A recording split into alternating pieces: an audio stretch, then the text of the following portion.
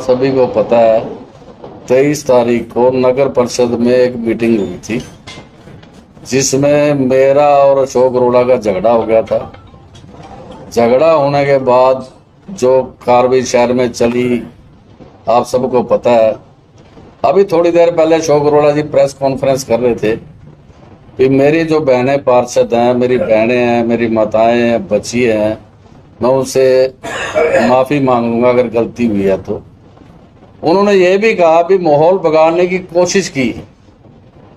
उनसे ये पूछना चाहिए था कि माहौल बिगाड़ा किसने। अशोक अरोड़ा जी ने सबसे पहले मेरे को गाली दी, फिर मेरे को मारने आए। कोई ये आदमी तो हो नहीं सकता मेरी पत्नी सामने बैठी और मैं उससे मार खा लूंगा। अपनी बचाव के लिए सब कुछ करता है आदमी। तो वो उसके बाद जो हुआ, मैं भी कहता हूँ सब गलत हुआ।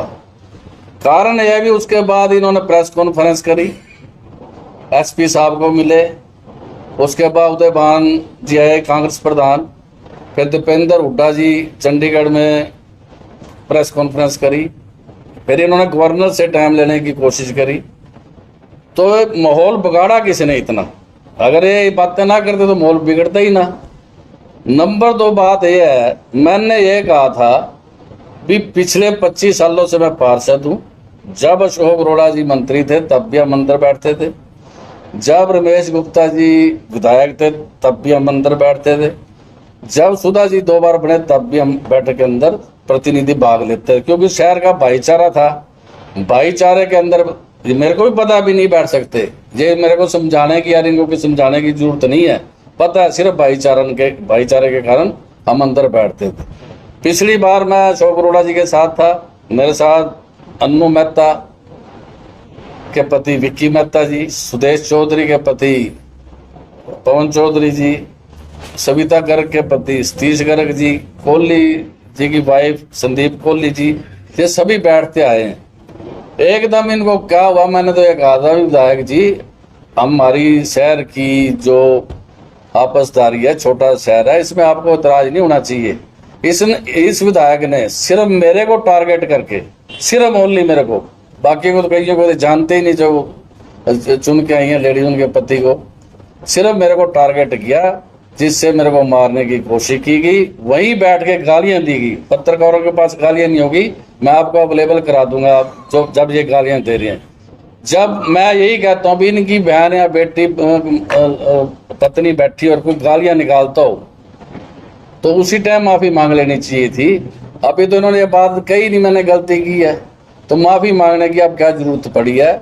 इतना माहौल अशोक अरोड़ा ने खराब किया शहर का कि उसके कमेंट्स देख लो लोगों के आपस में, दूसरे भी स्वाद ले रहे हैं। ये क्यों है? क्योंकि उंगली लेनी और देनी बड़ी महंगी पड़ती है। जो 4-5 लोग इनके साथ रहते हैं, सारा दिन रात मेरे बारे में इसको पढ़ाते हैं, वो उसके अंदर भरा हुआ था। जो एकदम, मैंने आज तक अशोक अरोड़ा के गुस्से में नहीं देखा कभी भी, मैं कहता हूँ अब भी, पर इतना गुस्सा उन्होंने निकालने की कोशिश की। अगर मैं दिलेर ना होता या मेरे में ताकत ना होती, शायद मैं पिट जाता, और उसका जो पिटने के बाद या ये पिट जाते। तो विधायक हम उनकी इज्जत करते हैं, शुरू से करते हैं। जब इनके साथ रहते हुए हम अंदर मीटिंग में जा सकते थे, तो अब क्या हुआ? जब तो खुश होते थे, ब्याहशुदा के साथ लड़ाई करी, बहुत खुशी मनाते थे, अब क्या हो गया? क्या कारण है? पार्षद तो आपके पास 4 है, 28 पार्षद तो एक तरफ है। तो वहाँ अगर भ्रष्टाचार का मुद्दा उठाना है, 28 पार्षद एक तरफ है भाई, वहाँ का क्या उठाओगे मुद्दा?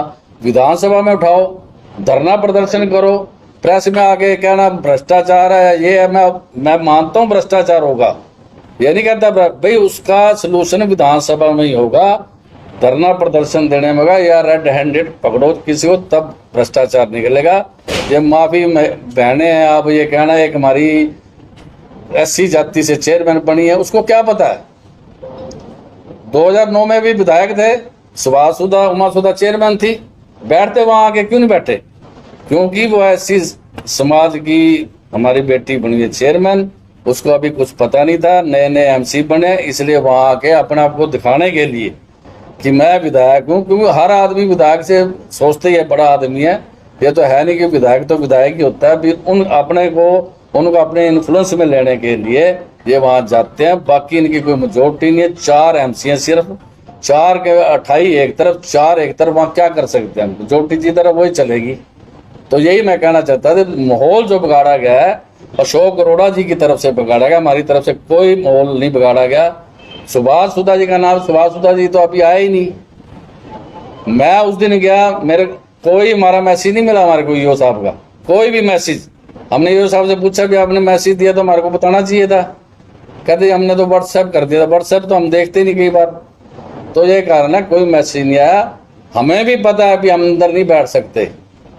ये एक पत्रकार घूम रहा था अंदर बैठ सकते हैं नहीं बैठ सकते, तो भाई हमें भी पता है, हम बेवकूफ़ नहीं है। 25 साल से हम पार्षद हैं। अगर उनकी राजनीति 30-35 साल की है तो 25-30 साल की मेरी भी राजनीति है। ठीक है, उनको टिकट मिलेगी, मेरे को टिकट नहीं मिली, इस करके हम पार्षद हैं। तो यही मैं कहना चाहता था, माहौल जो बिगाड़ा गया विधायक जी की तरफ से ही बिगाड़ा गया। आज बैठक है तो आज क्या? आज बैठक है, वहाँ लेडीज पार्षद जो, हम तो जाते नहीं, वहाँ लिख के दे, फिर सिक्योरिटी के क्या है? माहौल बिगाड़ कौन रहा है? सिक्योरिटी किसके लिए है? सिक्योरिटी भी बदमाश आएंगे, वो वहाँ कोई देखने के लोग आएंगे भाई। अपने आदमी कह दो भी झगड़ा नहीं करना, बस किस लिए सिक्योरिटी? डीसी साहब को पहले भी मिल गए, खुद वहाँ क्या क्या है भी पत्रकार और प्रतिनिधि नहीं आएंगे। और आप ही आगे तुम्हारे को पत्रकारों कहते भी देखो ये प्रजातंत्र है, ये प्रजातंत्र है, पत्रकार निकाल दिए बाहर। आप खुद देखे यार, जनता टीवी पे इनका इंटरव्यू है, इन्होंने खुद कहा है भी मैं अब भी एप्लीकेशन देखे सिक्योरिटी लगा दो। भाई शहर के लोग देखेंगे ही क्या हो रहा है, अपनी उनको देखना चाहिए अंदर जाके भी क्या होना चाहिए। बल्कि मैं तो कहता हूँ गैलरी होनी चाहिए चारों तरफ कॉन्फ्रेंस हॉल के बाहर, भी सब लोग देख सकें। विधायक अशोक अरोड़ा कह रहे हैं अगर जब मैंने गाली गलौज किया, अभद्र भाषा का प्रयोग किया, मैं अपनी बहनों से माफी मांग ली किया। बहुत अच्छी बात है, अगर ये उसी दिन मांग लेते इतने बात ही ना होती। वो कह रहे हैं मैंने गाली गलौज नहीं करी है, उनकी रिकॉर्डिंग है। आप माफी डांडा के पास उसकी रिकॉर्डिंग है, अगर जाओगे उससे देख लेना भी उनकी रिकॉर्डिंग। जब माफी डांडा उठी, उनको अशोक अरोड़ा जी का उसकी झड़प हुई, इसी बात पे भी आप गाली क्यों दे रहे हो? आप गाली क्यों दे रहे हो? इसी बात पे उसकी माफी डांडा की झड़प हुई है, और किसी बात से नहीं। अगर आप कहोगे तो हम आपको गाली वाली भी ले आके दे देंगे। अशोक अरोड़ा, आपने कहा कि आप अशोक अरोड़ा की इज्जत करते हैं। पहली बार आपने इतने गुस्से में देखा, भरे हुए किसी ने पंपिंग कर रखी थी। 25 साल का आपका याराना है, जब आप भाजपा में शामिल हुए आपने मंच पे कहा था कि मैं कभी उनके बारे में गलत नहीं बोलूंगा, मुझे पूरा मान सम्मान मिला। ऐसा क्या हो गया कि 25 साल का याराना 25 मिनट में खराब हो गया? मैंने कभी भी ओपनली अशोक अरोड़ा के खिलाफ नहीं बोला। जैसे मेरे मित्र हैं, उनके मित्र हैं, उनके सामने मैं बोलता था, ऐसी कोई बात नहीं। क्योंकि मेरे को दुख था भी जिस आदमी के साथ मैं 25 साल रहा हूं, मेरे खिलाफ 3 उम्मीदवार तारे या तीनों कांग्रेस के। एक उतारा होता या कोई खड़ा होना चाहता होता वार्ड के अंदर, फिर भी बात थी, कोई बात है। कोई खड़ा नहीं होना चाह रहा तब भी इन्होंने उतारे। जब मेरे को गुस्सा था, मैं अपने जो पिछले दोस्त थे मैं कहता था, उनमें से कई दोस्त ज्यादा चमचागिरी करते हैं उसकी। जाके शहर के टाइम सुबह शाम कान भरने में तेरे को गालियां निकाल रहा था, गालियां निकाल। मेरी झड़प तो अशोक अरोड़ा से कई बार हो चुकी है, पहले भी हो चुकी है, कभी नहीं हुई। मैंने जिंदगी में पहली बार अशोक अरोड़ा को इतने गुस्से में देखा है, क्योंकि इसको भरा गया था, इतना भर दिया गया था, मेरे को सामने 2 मिनट भी बर्दाश्त नहीं कर सके। कुर्सी से उठ के और इतनी दूर आए हैं ये पत्रकार। मैं सबको यही कह रहा हूँ, पत्रकार अपनी ईमानदारी दिखाएं तो जिसका कसूर का उसका कसूर निकालना चाहिए। मैं ठीक है पार्षद, वो विधायक है, तो लोग ज्यादा तो जो आदमी विधायक की सुनेंगे ना, विधायक जो कर भी मेरे साथ नाजायज हुई, मेरे साथ नाजायज हुई, क्या नाजायज करी तो तुमने है, तुम क्यों मारने आए मेरे को? शर्मा जी, उनका ये कहना है कि कल एक सोशल मीडिया पे पोस्ट डली थी कि महिलाएं आज बहिष्कार प्रदर्शन करेंगी, आज एक अखबार में भी खबर छपी। इसके बाद उन्होंने प्रेस वार्ता बुलाई अशोक अरोड़ा जी ने कि महिलाएं अगर विरोध करती हैं, अगर मैंने कुछ कहा है लगता है उनको, तो मैं माफी मांगने को तैयार हूँ। हाँ भाई, यही है। ऐसी बात होती है, बैठक रद्द तो नहीं होनी चाहिए, बैठक चलनी चाहिए। अगर ये माफी मांगेंगे तो बैठक चलेगी, अगर माफी नहीं मांगेंगे तो बैठक नहीं चलेगी। एक उन्होंने ये भी कहा प्रेस वार्ता में कि अगर सभी पार्षद ये लिख के दे देते हैं कि 10 साल में जो भी भ्रष्टाचार हुआ है नगर परिषद में, उसकी जांच कराने को हम हाईकोर्ट से, हम तो लिख के देते हैं हाईकोर्ट से जांच करो, मैं बैठक में आऊंगा ही नहीं। हाई कोर्ट से जांच कराओ, 10-28 पार्षद तो उनके हैं जिनके खिलाफ ये भ्रष्टाचार का दोष कर रहा है, वो क्यों लिख के देंगे? अपनी पार्टी के अगेंस्ट कैसे लिख के देंगे? अपनी पार्टी से कहें, जाके उनके पार्षद जाए वहां जाके भी हम हाई कोर्ट से इंक्वायरी कराना चाहते हैं।